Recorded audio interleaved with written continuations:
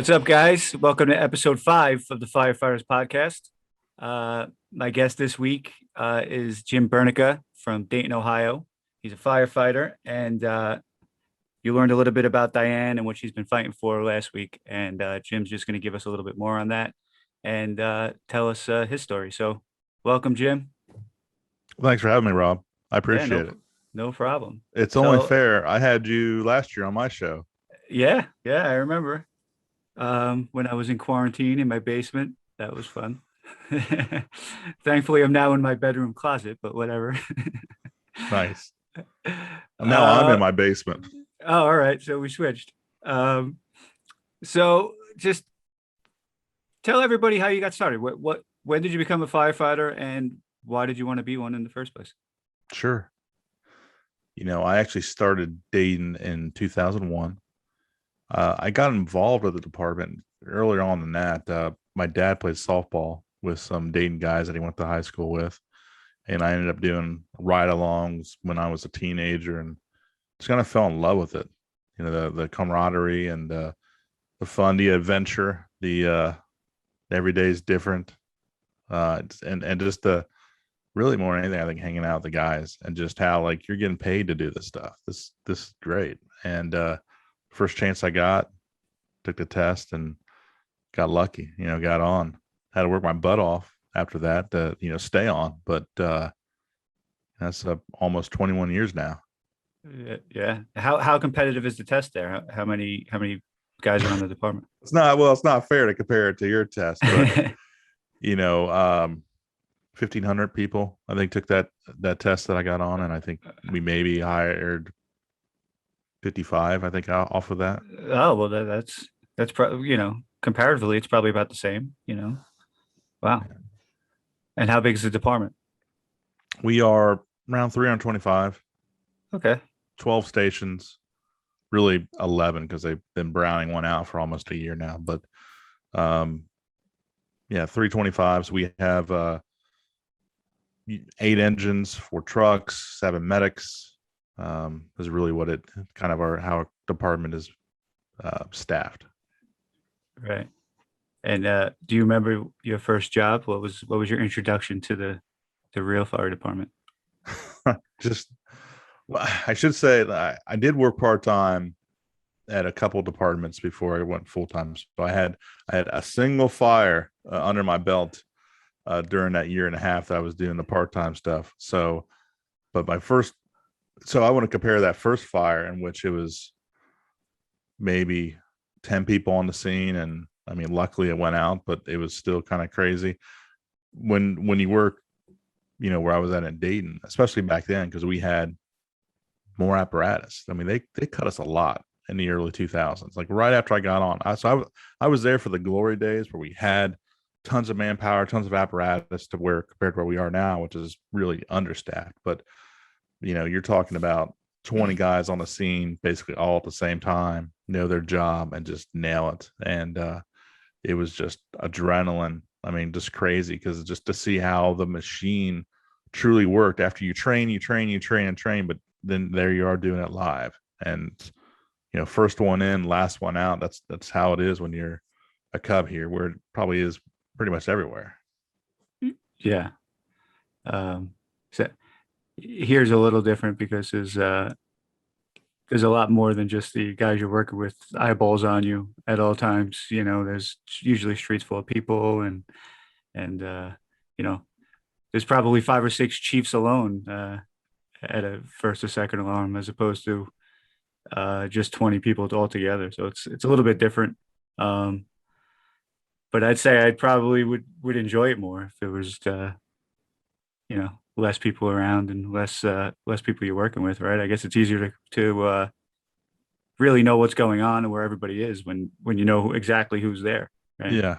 Oh yeah. And that first station too was it was a little bit of everything. So I had engine, I had a truck, I had a medic, I had ambulances, and I rode all that stuff. So I mean, I was able to experience kind of a little bit of everything really early on. And that's good. Like, we don't have that in New York, but I feel like then exactly what the other person's supposed to be doing, and how what you're doing either helps them or doesn't. right? I always thought that we should have been more. Yeah, I mean, they try to do it, but they have like this rotation thing now where they send truck guys to engines. You know, they did it back in the late '90s too, which is good.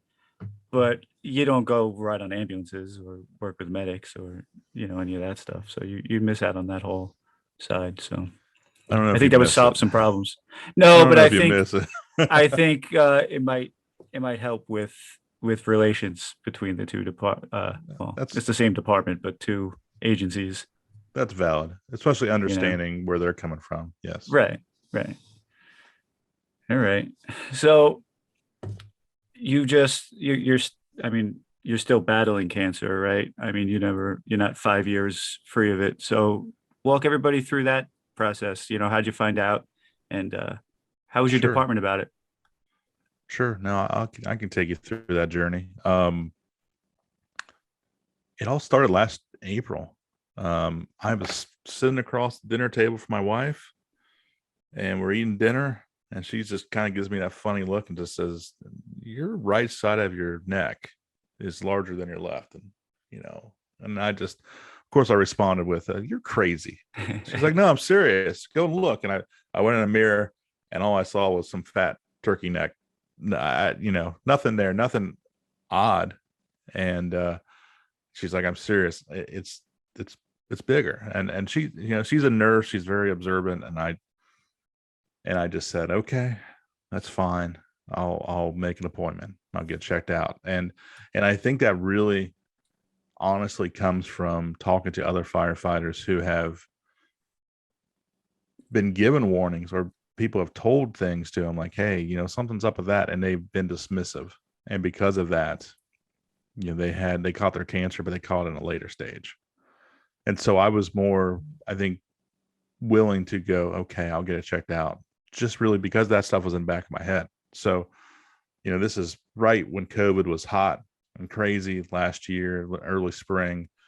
And so it wasn't even a real appointment. It was a virtual appointment. But needless to say, they scheduled me for an ultrasound. I went and did that. And they found a nodule on my thyroid.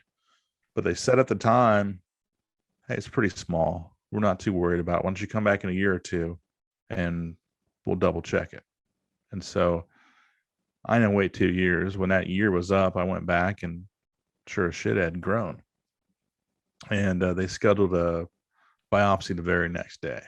And so my wife and I went and did that. And the cool thing is, and I didn't expect this, when they did the biopsy, the doctor just went in a different room and put the stuff under some slides. And like within 5 minutes, he's walking in the room with my results, which, so the whole having to wait a week for a typical biopsy, that wasn't there. I had to wait 5 minutes. So that was a good thing. Yeah. The bad thing was he came back with a sheet of paper, and just said, "Hey," it said, I still have it upstairs, "Papillary thyroid carcinoma. It's the most common cancer. Will need surgery." So that's how he broke it to me. Like, yeah, you got cancer. And you're going to have surgery. But it's the least aggressive. So you have that going for you. So, man, and I think from there it was, it's weird, Rob, because like I know this game so much. At this point, I've been involved with firefighter cancer stuff for like 15 years. Yeah. And it didn't matter, man. Like I was just jello, like worthless, just a whiny, just,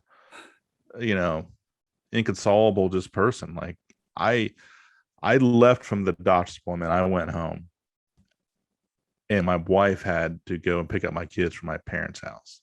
And I had her tell my mother, I couldn't even say those words, man. It screwed with me. And it took weeks, I think, to tell certain people, not weeks, but like when it was time to tell them, because I knew it was going to hurt them, which was going to hurt me. Like I just couldn't even say the words. It was weird. And I just was I wasn't prepared. Like I knew so much, but yet I knew so little when it came to actually being diagnosed and what you go through. Sure. And I'd imagine that you're so close to it, you've studied it so much that you probably became a little bit numb to it, on a personal level because you've read all the reports, all the stories, and especially thyroid cancer, right? That's one of the highest, not just nationally, but for firefighters. I know in the 9/11 uh, program, I think first responders are like 290% have a 290% greater chance of getting thyroid cancer than the general population. I have the nodules too, but fortunately, my slide reads so far. Um, the doctor came back with some jokes and not a notepad, so I've been lucky. But I'd imagine that that probably had to play a role, right? And also you knew what all those other guys, had to deal with afterwards and possibly losing your job, right? Yeah, I mean, I just I mean, when you think about it, like, so I didn't have any signs or symptoms. I mean, I guess my wife said I had a little bit larger neck on one side, but I felt fine. Um, and I think it scared me then. It scares me now because that stuff was in me, and it was on the move. I ended up finding out that it was in a lymph node, so Right. it was on the move too. So it mentally, you're like, you had no idea that I was there. Like, what else is going on inside this body that shouldn't be there? So that whole, I really started thinking about that. Um, what else is going on? And I'm pretty good about, I preach all the time about your wellness exams, your skin exams, and just being on top of that. And I am, but still, like, I've got lucky with this one, plain and simple. I had an observant wife, and I got lucky, and I listened. That was probably the best thing I did is I actually listened. Right. You know, s- And you're lucky that, I mean, with our career, you can go months without sitting across from your wife at a dinner table, right? I mean, I remember not seeing my wife for that type of moment for months. Sometimes it felt like even years that we had a chance to sit and relax and eat together. So you got lucky that that moment even happened, right? If uh, you're working a bunch of nights in a row, she's a nurse, Absolutely, for sure. So, um, and with this whole cancer thing, again, knowing what I've known and being so involved throughout, I mean, the US, Canada, I mean, all this stuff, and knowing all the stuff I did early on in my career, knowing how things were, how the mentality was, and how this stuff, the badge of honor, the dirty gear, yeah, the breathing the stuff in. I knew that was, I knew I was a ticking time bomb. It wasn't a matter of if, it was a matter of when. And, I caught this one, but I know this stuff is still looming. sure. It makes you think things differently. Just puts everything in perspective. It forces you to do that. Yeah, I mean, you agree, I'm sure. Yeah. I don't, I try not to live with regrets, but obviously, it's hard not to think of all the things that got me where I am right now. It's hard not to, second guess yourself and the decisions you made. But you know, I, you can't live that way, right? You can't go back and say, maybe I should choose a different career or not wear my gear. Like for me, it'd be like if I was just 1 foot to the left, uh, you know, I wouldn't have had a roof fall on my head. Like it's easy to get caught up in that, but That that's not ship going to has help you. sailed. Right. Yeah, It's not going to get that shit out of your body. Right. So if anything, the negativity would only expedite whatever's going on. That's how I look at it. so I think you're left with really doing what you and I are doing right now, this minute, Hmm. is trying to be an advocate and to talk about, make people aware, to talk about prevention, just to get the word out, to hope, with the hope, the whole intention that maybe we spare somebody else from having to deal with the same shit we have to deal with. Right. But I feel like, I don't know if you feel like this. I feel a bit like Sisyphus, trying to push the rock up the hill. you've been in this for years, studying all this and the PFAS stuff and all the stuff with the gear. And you weren't prepared for that diagnosis, even though you probably knew deep down that it was a huge possibility. Um, so for the other for the other people out there who may not even be aware that it's a thing, you know, like I just feel like to force them to see what's happening when they don't get to experience it personally is a very difficult thing. With the 9/11 stuff, it was very difficult early on to get everyone on board. I remember going to press conferences even as late as 2014, 2015, and it'd be, a fire department of 12,000 people and there'd be 5 or 6 people there. Like, how is that possible? That more than 6 people are sick. You know that it's happening all across the board. So why aren't the healthy people there for all the people that are up at Sloan Kettering or whatever? And it used to drive me insane. Like, do you actually have to get the cancer or these illnesses yourself to realize it? That's how I felt. So, and to hear you say that even you, knowing everything you knew, um, had a hard time accepting it. I mean, it makes sense why. I guess maybe if you don't accept it beforehand, it's not going to happen to you. Is that what they think? I don't know. It has to be. I think you nailed it right there. I think we have to, not we have to. I feel like a lot of us do live in denial. Like, we know it's there, but we want to pretend it's not there. Like, it's not going to get me. It may get other people, but it's not. I'm good. I'm safe. And it's, you have to be a little crazy to do the job that we do. And you have to feel a little invincible to be put in these situations, but that invincibility can hamper us as well. And it really comes to light in these type of situations, And because the as ironic, you are human. right? But I think the ironic thing is that feeling of invincibility stems from the gear itself. Like, I think, you go into a 1,000-degree room in bunker gear and you don't feel it, and you feel like I could put it out and it's not going to hurt. Like, it's crazy to me that the thing that makes you feel invincible is the thing that is actually making us weak, right? It's true. So Absolutely. while we're on the gear, I introduced my listeners to Diane last week. That crazy lady from that Massachusetts. that crazy lady who talks funny. Um, Sorry, Diane. Um, but so how did you meet Diane? And you know, I'm always into, like, how did all this start in the first place? I think my situation and my introduction to her is similar to hundreds, if not thousands, of firefighters out there. I got an email from her.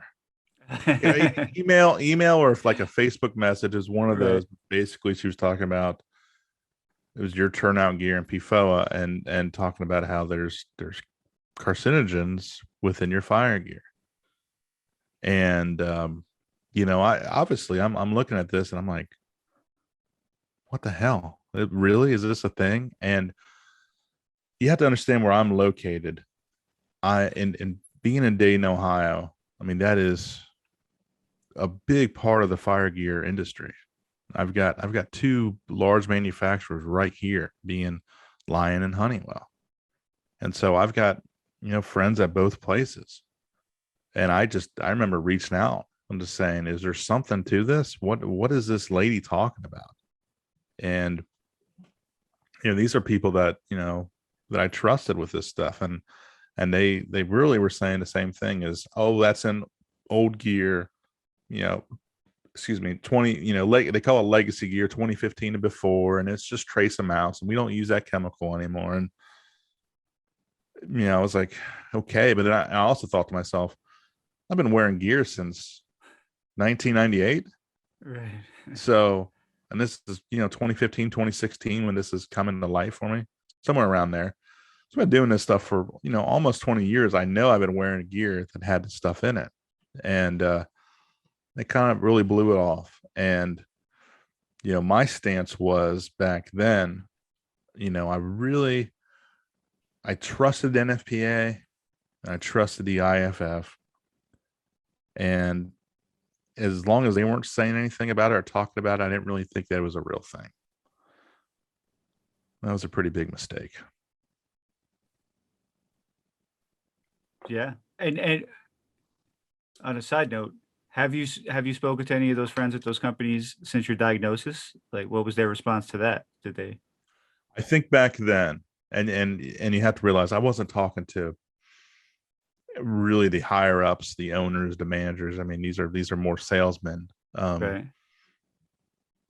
This is what they were being told. Right. They weren't, I think, being manipulating or being misleading. They were. This is what they were told, and that's what they were sharing. And I don't think they knew any better to ask any more questions. Just like I really didn't know any better to ask any more questions or do a deeper dive. It would take persistence on really Diane more than anybody to where this really became a thing and questions started being asked. And you kind of realize then how this was kind of really the industry playbook, the same playbook that was used with big tobacco, the same playbook that was used with flame retardants. Just, I mean, it's the chemical, way they mislead you. And that was now being done to us, because you wouldn't think, you can't comprehend. It's incomprehensible to think that somebody would purposely poison us. But that's really what they've done. The stuff that's supposed to protect us is actually harming us. Like, and for people to know that and still sleep at night and not have a conscience or morals or ethics or any of that stuff, and just go on like it's no big deal, that's insane. Who would do that? Well, there are people that do that. There are people that feel that way. And it's crazy. And I was thinking, Rob, when you asked me to do this show, I was thinking that whereas I haven't sat down in Congress, and I haven't really approached these representatives, I've still been dealing with the headaches and the lies and the misleading and people just choosing money over our health. I imagine the frustration that I have and my fellow Avengers are the same thing that you had. Very, very similar, just of how does this happen? How can you do this to us? Yeah. I had the extra level of frustration because the gear companies aren't admitting it right now. Whereas in our case, the EPA, everybody admitted that they lied to us. Everyone admitted that that stuff is bad and it's going to kill you, So it was even more frustrating because it's like, well, then what are we even talking about? Because you're acknowledging it, you're admitting that it happened, you're admitting that you're responsible for the lie, right? The government, but yet you're saying you're not going to help us.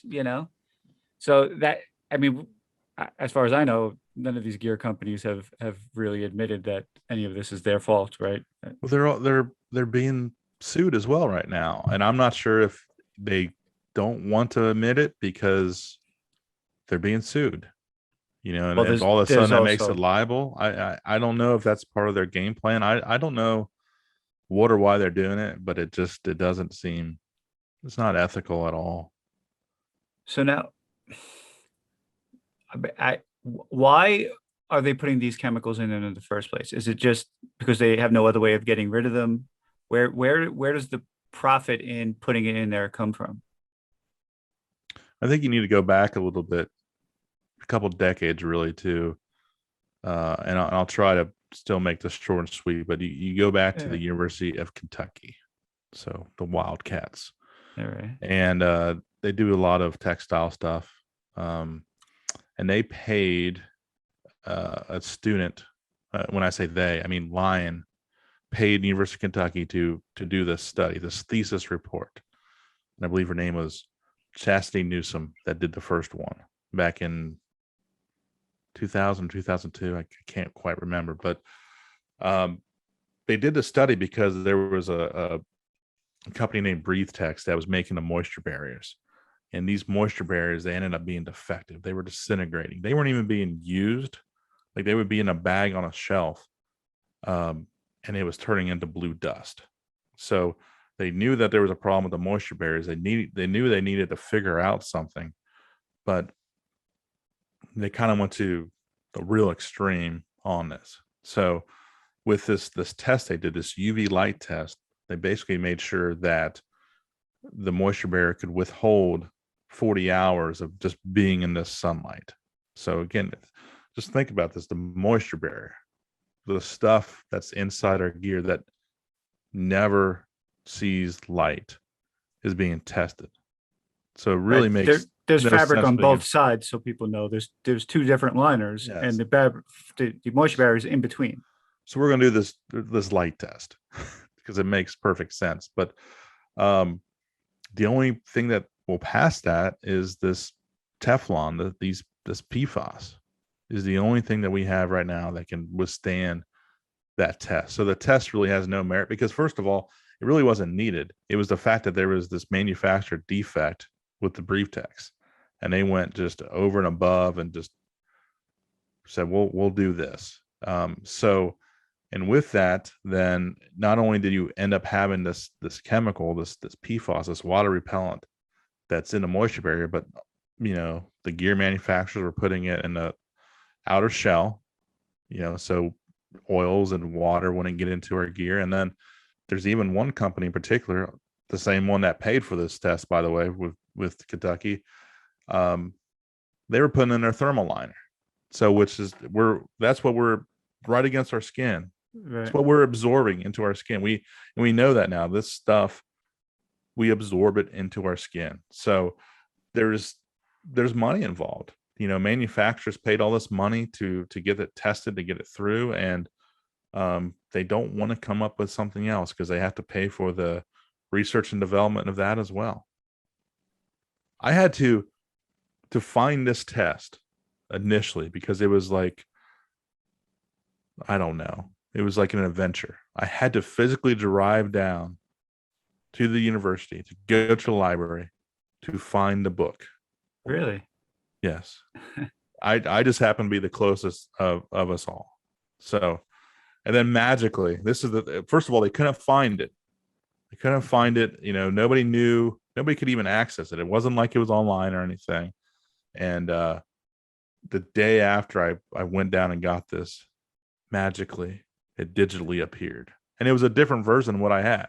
So they're saying there was only one. It's in the library, and bullshit. There was Did you another make copies one. of it? I scanned it. Did you?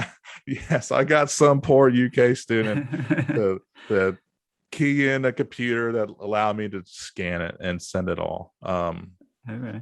It was a cool ride home because I thought I accomplished something. I thought I had, found this holy grail. Right. And then the next day it just shows up in my email, and it even had because there was a second edition which another student added stuff onto it, and I was just like, went there for nothing. Well, it sounds like maybe you called their bluff, so they knew you had it anyway. So it was an interesting dynamic.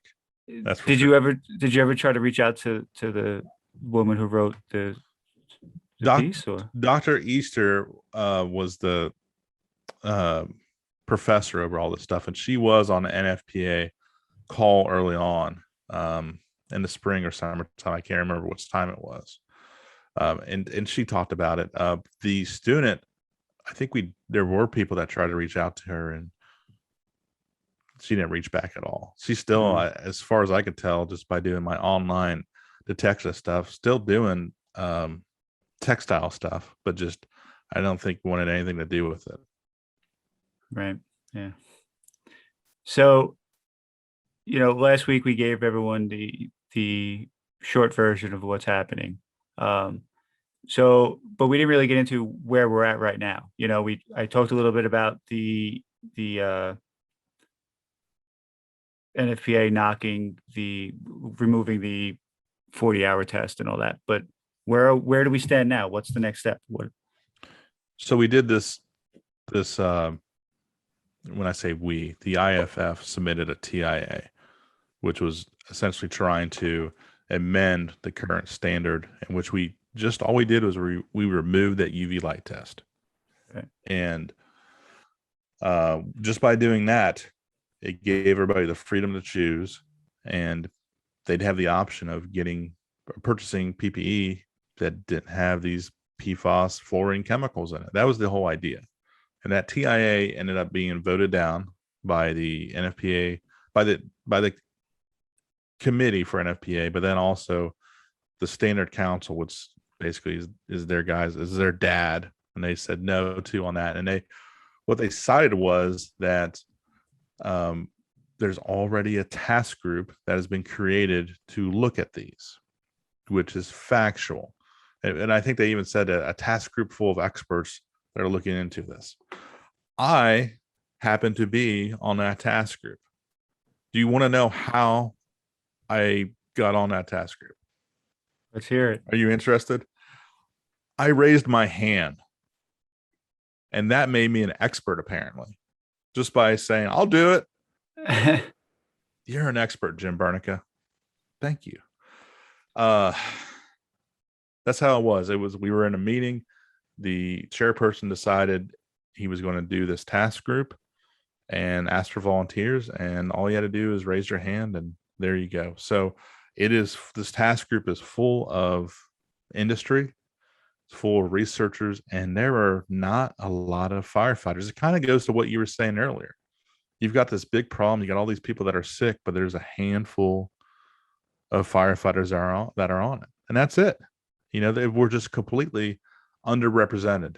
But they are looking at removing that current UV light test and doing a different type of light test that is kind of makes sense. Actually, doing it for the whole garment, so all 3 layers together, and just seeing if it could really kind of like they called it like a torture test, basically, to make sure that it could get through dealing with UV light. So they're looking at changing things.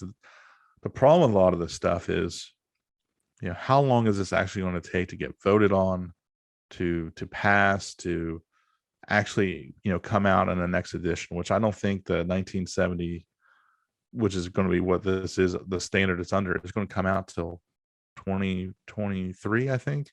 So there's still a long time. And so even if we took this test out and we did have the opportunity to have fluorine-free gear, this stuff is still going to be around for 10 more years after that. Our firefighters are still going to be wearing it. I will not finish my career without, I'll still be in gear that has these chemicals in it. Right. And people might not have seen it, but John Oliver just did an episode of his show on PFAS. And, we know that it's not just in firefighters gear, it's in everything. So you're getting levels of PFAS, from everything from a food wrapper, right, to the clothes you wear, or drinking water. It's unavoidable. So even if you weren't wearing your gear, you're still going to be getting trace amounts of this stuff in you anyway. So I feel like by putting the gear on, you're multiplying all that crap, by 1,000 or whatever, right? Yeah, it bioaccumulates. We inhale it, we absorb it. I mean, every time we put this stuff on, and I can't say, Rob, that my cancer came from this. I don't know. I've been exposed to so much stuff throughout the years.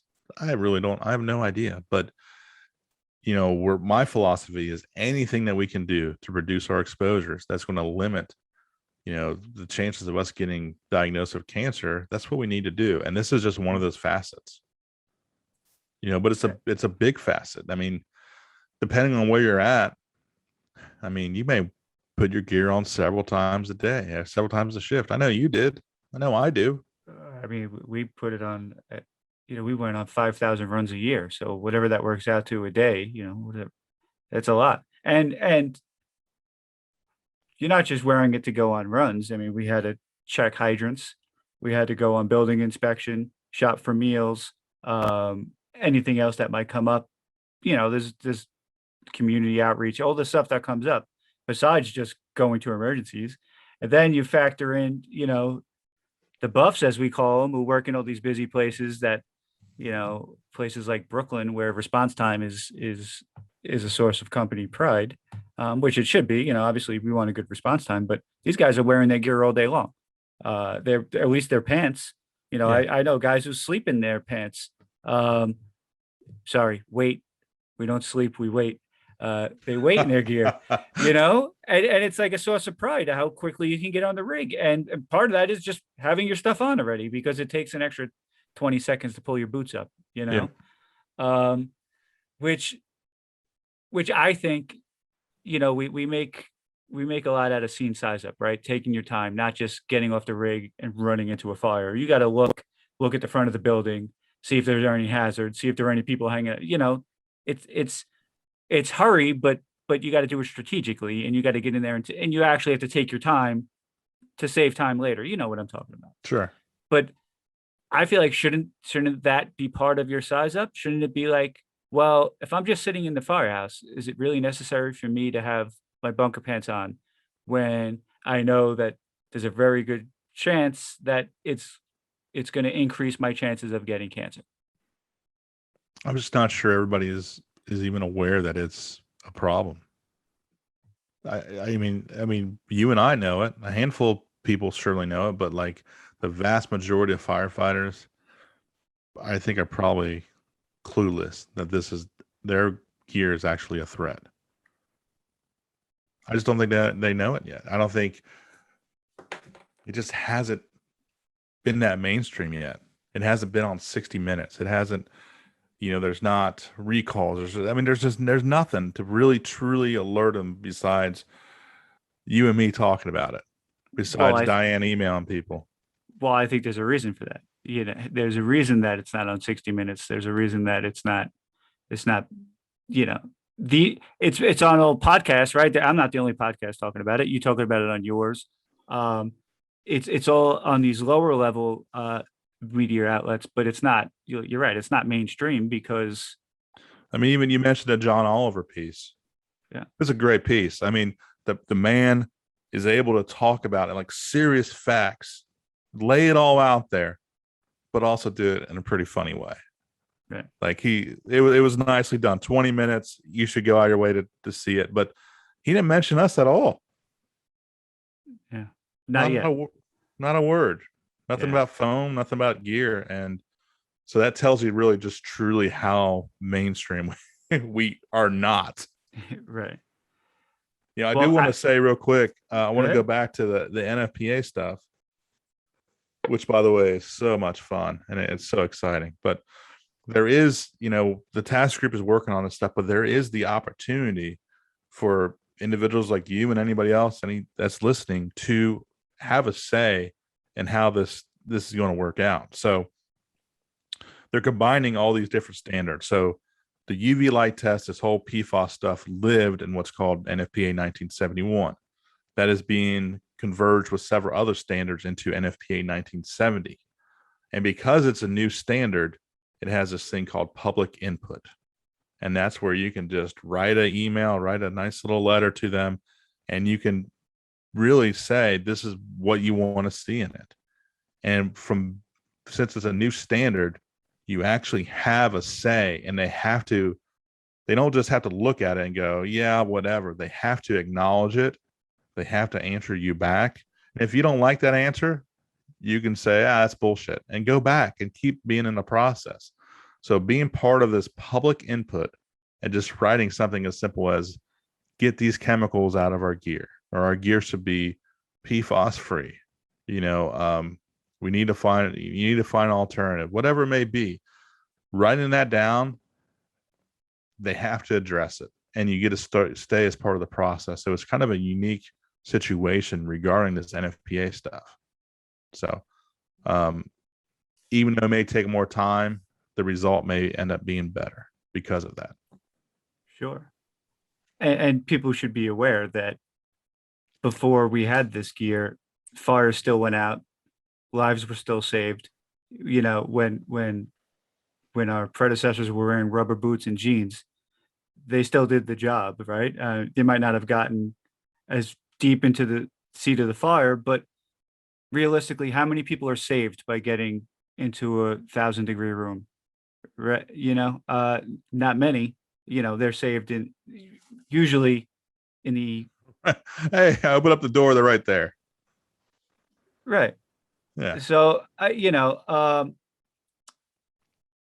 I obviously I come from a department that does an interior attack, and I believe in that. However, I don't think the gear is always necessary. I think we could still do the job without. I mean, we could probably find gear that is just as protective without this crap in it, but we already did it, is what I'm saying. I have one hanging right behind me. I see that.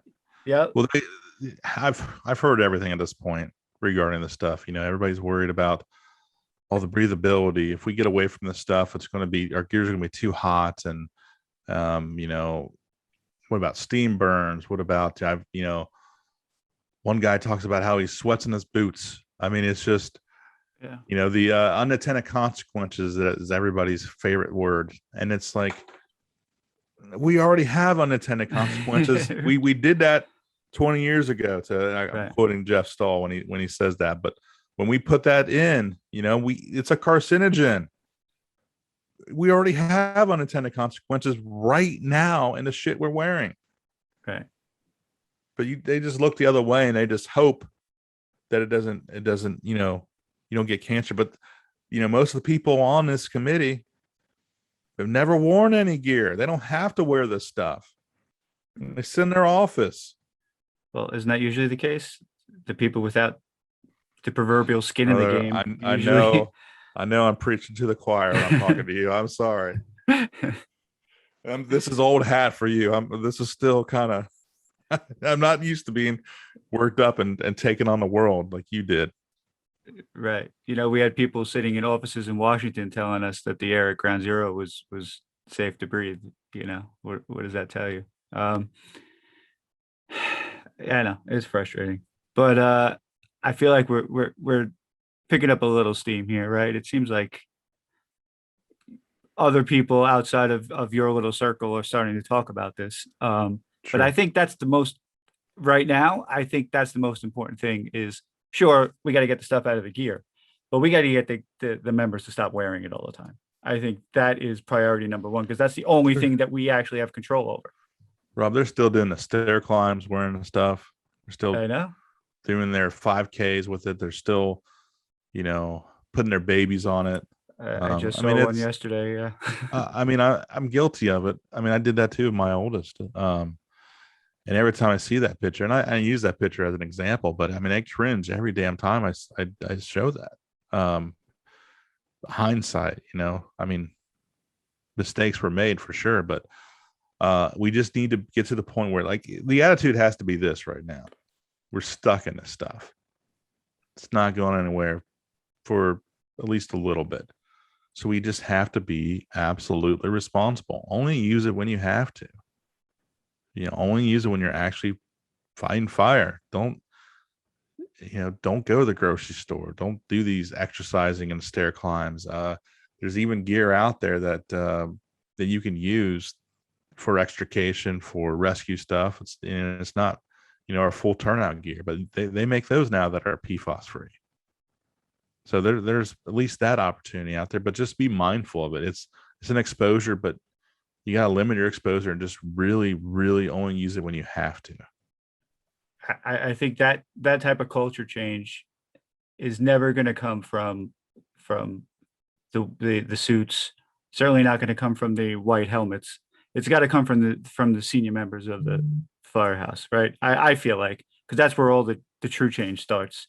You could write as many rules and regulations as you want, but until you convince the senior men to start teaching it, during drill or at roll call, I don't think it's really, that's where we need to get our foot in the door is to get the senior members to start telling the younger members to stop.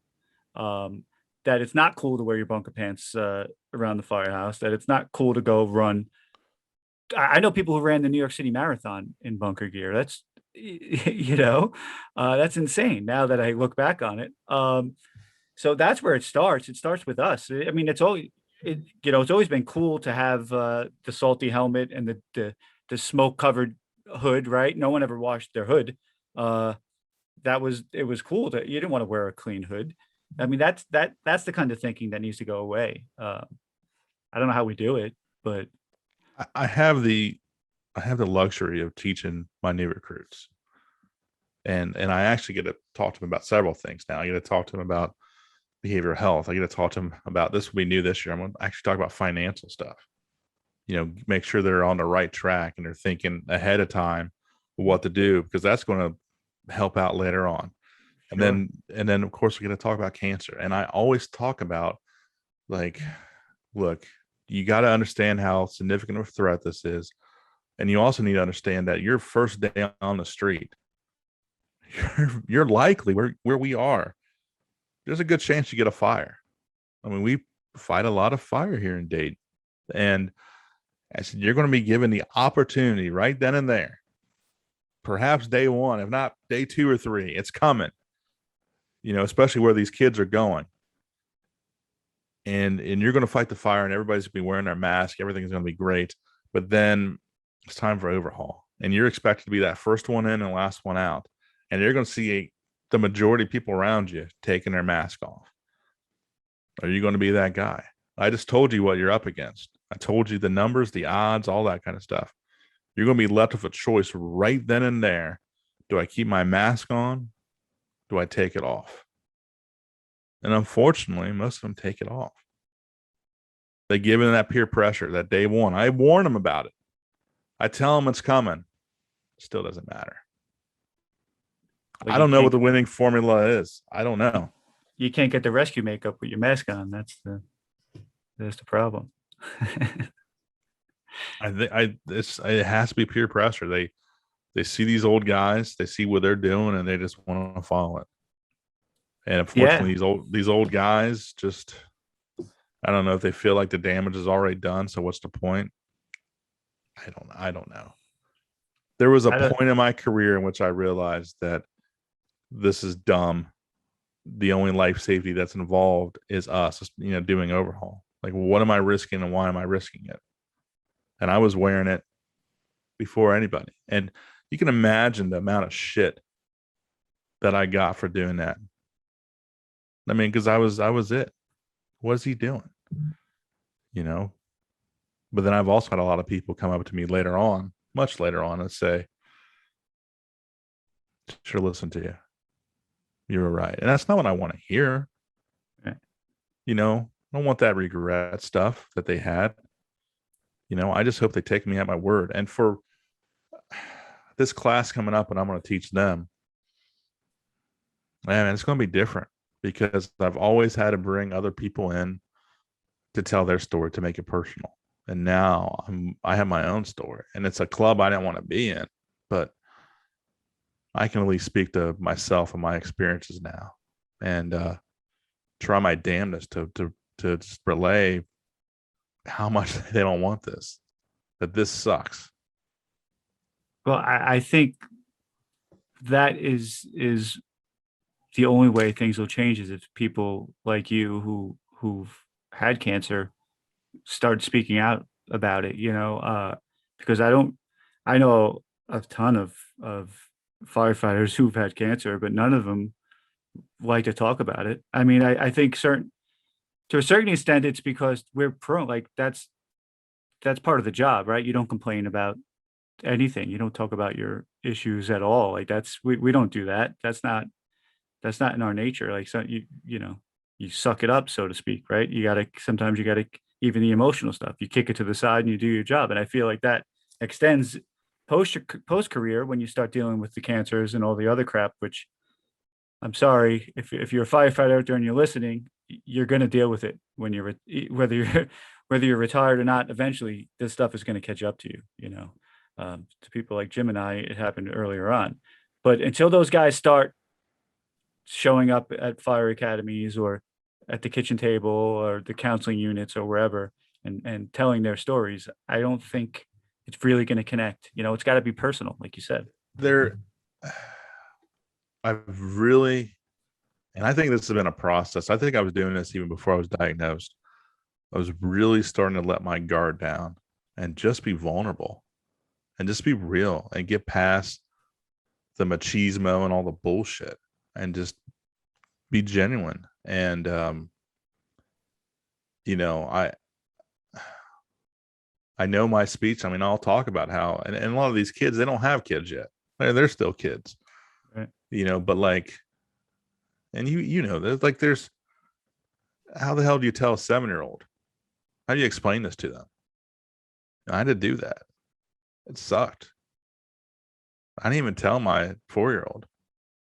I knew he wouldn't understand, but my 7-year-old was got it. He's smart enough. But I mean, that's what they don't teach you. There's no training for that. Yeah. You know, um, yeah, you know, I know I'm gonna relay this. I know I want to be emotional, and and if one of those kids in that class takes it to heart, I win. You know, it's all worth it. Just one of them. I hope Right. it's more. Well, and the hope would be that that one kid passes it on to somebody else, and I think that's how it starts. You gotta, you know, the younger generation has to be willing to do what you're saying. They has to be willing to shed the, you know, the norms of the fire service, because that's the only way true change is going to happen. It's not going to come from the old guys who are retiring anyway. It's got to start from the bottom, you know. Um, but like you said, it's much easier to have that conversation than it is to have with your own kids. So you know, it's hard to explain that to a 22-year-old, right? But the hardest day of my life Who was explaining to 22 my kids. 22-year-old, yeah, that doesn't have kids. Like kids Yeah, are the last thing he's thinking about. I mean, because I remember being in that room and you know, started when I was 21 there in that room, and yeah, family, that was the furthest thing from my mind right then. So it's hard to picture that, and you really like. I try my best to paint the big picture, to paint the future, and it's a future that you're not even aware of what it's going to be like, but you just have to assume that you know you're going to have a family, you're going to have kids, and you want to be around. What's the point of doing this 20, 25, 30 years, whatever it may be, so you can retire and then die? There's no point in that to me. right. And to go back to what you were saying before about preaching to them about the financials of, you know, because I believe your retirement starts on day one. You have to start planning. So if you're going to plan for your financial future, why wouldn't you plan on being here to actually enjoy your pension or whatever it is you were planning for? You These know, kids now have to in Ohio, they have to work till they're 52. They have to do 25 years all right, and get to the age of 52 before they can start drawing their pension. I just have to wait till I'm 48. I got grandfathered in. But I mean, that's a long time. And then after that, they lure you with this drop program. You can work 8 more years. I'm out. No, thank you. Those are going to be the 8 best years of my life not doing a drop program and being around and living my life where I could still move around and not hurt that bad. Hurt a little bit, but not hurt right, that bad. right. You know, there's You nothing know, more but and valuable than your if time. you start early on, you know, whether your deferred comp, your Roth, you know, staying out of debt, you know, credit card debt, just being responsible and living within your means, it makes it to where you know, that drop, if you want to do that, that's an option. That's cool, but you don't want to depend on it. I see so many guys and gals that depend on that. They depend on that money, and it's just not worth it. If you're smart from the beginning, you don't have to worry about it, and you can just leave and be healthy and enjoy your retirement. Have some good years with your family. That's at least Absolutely. where I am. I can't speak for everybody else, but that's been my mindset for a while. And this cancer diagnosis that I got earlier this year just reiterated and said, you are absolutely 1,000% correct with your plan. Keep stick to it. Right. And something you were telling me about before we went on, it sounds like your department is starting to come around with the importance of wellness, right? So tell everybody what they've created, and what I believe other departments around the country need to start thinking about. Well, this is I don't have a whole ton of information, but I did get asked Breaking today. news. I don't have music, Break, but it's breaking break, news. breaking news. I got asked to switch to 40 hours and basically be the wellness guy and just take, it's not a position, it's not written up. There's, it's Right. basically I get to kind of write up my scope of this position, but I kind of already know this in my head. It's something I kind of pitched before, because I think the best use of Jim Burneka for the Dayton Fire Department is to do stuff like wellness stuff, to do cancer stuff, to do behavioral health stuff, to really just make sure that our quality of life is good while we're on the job, but it's still there when we leave the job as well. And I kind of got I got the phone call saying, "Hey, you're up, write out what you want to do, but we're going to give you this position because we think that you can do a great job and really take care of our members." And I am I'm still just taken aback by this whole thing, by this opportunity. And they know I want to take it serious, and it's going to pay off. And it's a ton of responsibility, but I mean, my head is still racing behind the whole thing. Because it just shows that we have come a long way. This was never anything that we would, offer up or wasn't a thing a couple years ago even. I mean, the whole, like you said, No. suck it up, buttercup, and just deal with it. And, and because of that attitude, and it was the fire service. It wasn't just special to us in Dayton. It was everywhere. But we had suicides. We've had lots of cancer deaths. I mean, and you see this, and you can't help but take it personal. I mean, it's been, especially, and I know I'm sorry, Rob, I'm preaching the choir, but we've had so many deaths, just a recent, and they're just beloved guys, just legends, from our department. And it just takes its toll. And I'm glad that, the department and the union wants to do something about it, and I'm thankful that I got the call.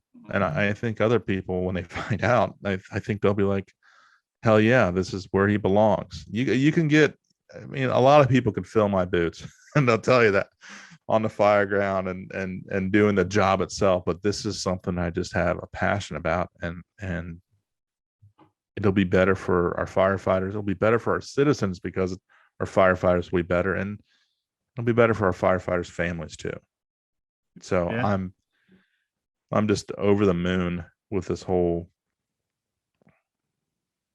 opportunity.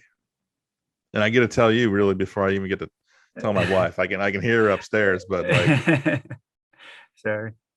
no, it's okay. She knows it's coming. I at least text her, but we haven't had the conversation. So All right. I don't know, and I hope other places follow suit. I mean, we're not a huge department, but we're not a small department, and I think Right. we can definitely make this a priority, and it's going to be better. But there's people that I'm going to bug. I'm going to bug the Brandon Drymans of Indianapolis or the Dave Burns Wags of Columbus that have had similar type of programs, and really try to help hone what I want to accomplish as well. Now it sounds like your department's on board with what you do. How have they reacted with your side work, so to speak, with the gear and all that? Are they supportive, or staying out of it? The department has it, other than look at being able to get the PFAS zero outer shells. I know that they've been talking to manufacturers about that, and possibly moving to that, and even moving up gear to where, because we still have a lot of gear that has the old legacy stuff that CA, the PFOA. Well, that's a positive, right? At least they're Trying to get rid of that and thinking actually about it. buying new stuff. Yeah. Yeah. So that's really been a lot of. I kind of been for all this PFOS fight. I've been really just wearing my Dane firefighters hat. That when I wear that hat, I definitely have more freedom. Well, I'm not representing the fire department. I'm representing the Right. union. I'm representing health and safety. I'm representing Jim Burneka. So Right. that's really given me the freedom to express myself. And of course, having the IFF involved in all this stuff and General President Kelly and 324,000. I mean, yeah, I've had the ability to use this microphone or use my keyboard and just be a pain in the butt, um, which is at times has been fun, you know. So um, so I don't know. I mean, the department will be once there are alternatives, I'm sure they'll go for it because again, they want to do right. They don't want our members to have cancer. They don't want to deal with that. Um, Right, but that's not the case in most places. They're not even, I mean, look at what Diane's gone through, and we've she's not alone, you know. Right? no, we've been. I mean, I think like it's taken me 15 years to get this phone call. Right. I mean, and that's really how it is. And when I started doing this stuff in 2006, and started talking about this and bringing it to them, and it's taken them this long to truly make it a priority and do something about it. And I'm okay with it because they at least made the phone call. I Sure. didn't think I was ever going to get the phone call, but I got it today. So I just got to run with it. And if I can do, here's the other thing. I mean, and I'm just going off the cuff now because I haven't had time to truly process this. But I know if I do a good job, and people could see the difference, other places may follow suit as well. Right. You know, Jim Burneka, role model. I mean, the opportunity is there. Sure. That's all you could do is try to set an example, right? That's what I try to do. But at least you're in a position to actually make a change in your department. So I think you're right. I do think other departments need to see no pressure or anything, but to see if what you're doing is helpful. And I think once you prove that, it took a long time for the FDNY to come around with the mental health. Certainly after 9/11, it wasn't something that was in the forefront, even though we were forewarned I mean, the standard's already been there since Oklahoma City for the fire service, right? With the mental health side, with the drug abuse, the alcohol, the divorce rates, all that stuff was already there. And we went through a tragedy, very similar on a much larger scale. And all that stuff we learned from Oklahoma City was thrown out the window. All the warnings from the experts was thrown out the window. We started a zero tolerance policy for drug use after all the experts said you're going to see an uptick in drug use after this. So they just started firing instead of sitting the members down and helping them. They just fired them. That wasn't the way to go. That's been changed slowly. It took 15 years. So I think if there are examples out there, positive ones, I think you will change other departments. But uh, you know, I think it's great that it started from them, not necessarily from you. So that's I that's a can't. good sign. Yeah, well, yeah, and I can't help but think that. I mean, I look back at some of the members that I worked with and some of the struggles they had, and how there wasn't any help. No. I mean, help was called EAP, which wasn't help at all, really, or very little help. I mean, it did. There were some success stories out of that, but all in all, they'd left them alone. They hit them, whatever it may be, whatever issues they were dealing with. And I just look back. I think about it now with all the resources we have. I mean, we could have helped.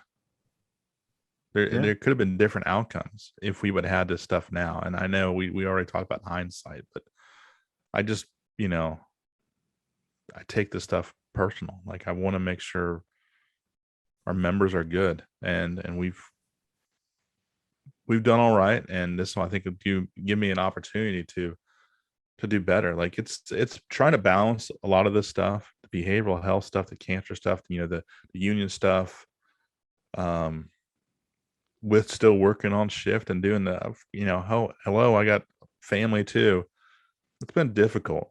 So just, I think the idea of being able to just do this as my job, I mean, it's pretty cool. I mean, Yeah. I think it'll truly help with my balance, and I get to be dad and husband and still do what's important to me.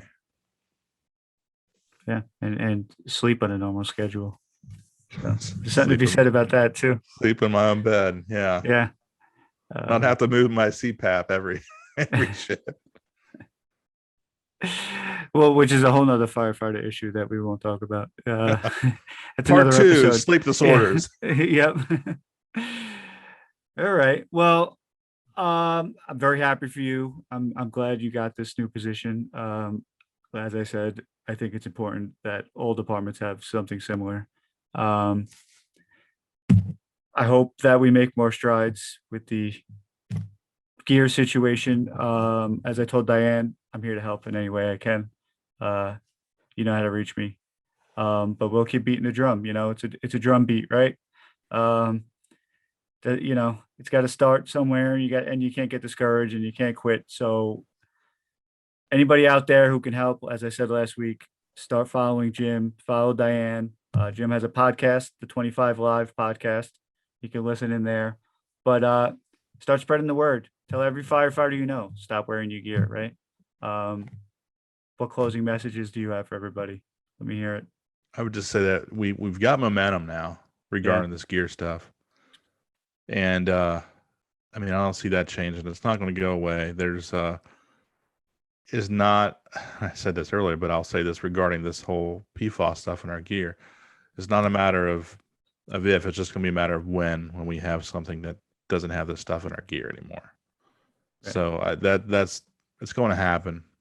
It's just a matter of when. So hopefully sooner than later. But it has been, I told Diane back in January, February, when we had the IFF convention, and we passed these resolutions that like Sean Mitchell, Jason Burns, Ron Glass, all these guys did regarding PFAS. She told me, she's like, I couldn't have done all this stuff by myself, and I really, you'll appreciate this. I told her then, I said, we're like the Avengers. I said, we had one, pretty common enemy, and it took a lot of us all coming together, and we all had our own specialties, but we were able to, do this fight. And that's what we're doing right now. Is we're not quite at Avengers Endgame, but we're going to get there. So Right. I don't know. Exactly. You know that New York City Marvel nerd stuff. No, I have an 8-year-old son, so I know I'm well versed in the Marvel universe. So yeah, but that's true. It definitely takes more than one person. It definitely takes a team. She And it did takes, amazing. she did. She made us all aware of this problem. I mean, she was the whistleblower, and and just got so much shit along the way for it. Still gets shit about it. Yeah. But she was relentless, and that really, that finally got me to go, okay, shit, there is something here, and it got everybody else to realize, hey, this lady isn't all that crazy. She's still crazy, but not completely crazy. I say that with love. No, she's good crazy, like all of us, right? Yeah. So it's getting more and more and more involved, and it's I'm on the right side. I know we're going to win. Yeah. And you know that feeling. Mm-hmm. I know. It's before I let you go, I just think that is the distinct difference between what I was fighting for and this. Is we had the entire country experienced 9/11. Everyone saw it. Everyone was affected by it in some way. But this doesn't affect most people. They don't, it's not something you could see. It's not something that everyone watched on TV. I mean, you see firefighters wearing gear, but you're not seeing firefighters getting diagnosed in their doctor's offices. You're not seeing the all the members in hospice care and stuff that we see all too often. So I think that's the difference. Is it's not something on the forefront And I wish I knew how to get it there. on the forefront of everybody's minds, because it's not something that they experience themselves, like we said before. So I I think wish, that's been yeah, part of the battle, you know. I wish I knew how to make this more mainstream. Well, we'll keep beating that drum, right? Yeah, We'll try, and we're trying. maybe we'll get John Oliver to include this battle in his next episode on PFAS, or people like him, you know, because he learned from the best. So Yeah, yeah, he did. Yeah, he did. we'll work on him too. So Mr. Oliver, if you're listening, you know, reach out. We're all on Twitter. Call Call me. me. All right, so I'm gonna let Jim go, but this is not the last you're gonna hear about PFAS and firefighter cancer on this show. Obviously, I'd like to bring some more upbeat stories to the people. So we will talk about other issues.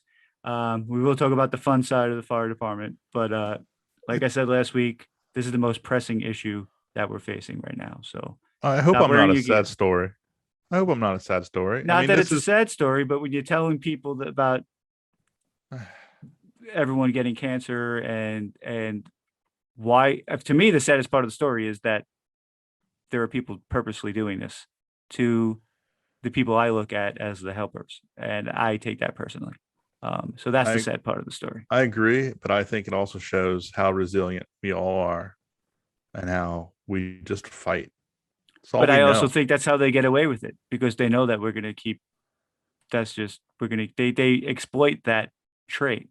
They exploited it, you know, on 9/11. They exploited it for the 20 years that they know that people who want to do good and help other people will do it regardless. So I think they use that against us. That's how I always felt, and that's how I felt leaving every fucking meeting I had in Washington, was that these people, you know, You went so they. long without saying the F word, and then you drop it at the very Well, end. anytime I think about going to Washington, it makes me want to say fuck. I'm sorry. We give a parental advisory for the show. Don't worry.